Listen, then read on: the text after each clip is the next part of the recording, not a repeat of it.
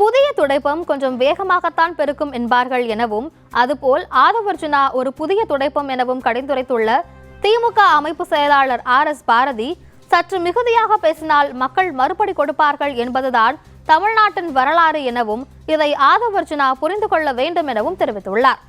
சில பேர் வழிகள் இப்போ புதுசா முளைக்கிறாங்க. புது துடைப்பம் கொஞ்சம் வேகமாக தான் பெருக்கும்னு சொல்லுவாங்க. இது பொது துடைப்பம். ரொம்ப ஓவரா பேசினா அதே திருப்பி மக்கள் அனுப்பாங்க. இதுதான் தமிழ்நாட்டுடைய சைக்காலஜி. இதை புரிந்து கொள்ள வேண்டும். யாரை பற்றி யார் பேசுவது? திமுக வரலாறு தெரியுமா? நீங்க நேற்றுக்கு சவால் ஒரு உள்ளாட்சி தேர்தலில் ஒரு சீட்டு அடிமடைன்னு கூட தெரியும். 84 தேர்தலில் நான் சொல்லணும்னா நிறைய சொல்லணும். திமுக தோன்றிய நாள்ல இருந்து பல தோல்விகளையும் பார்த்திருக்கோம். எங்களை போல வெற்றி பெற்றவனும் கிடையாது, எங்களை மாதிரி தோற்றவனும் கிடையாது. அதாவது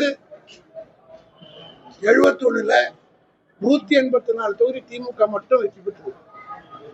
கூட்டணியோடு சேர்த்து ஏறத்தாழ 220 தொகுதியில வெற்றி பெற்றோம். இந்த ரெக்கார்டை இன்னி வரல யாரும் உடைக்கல.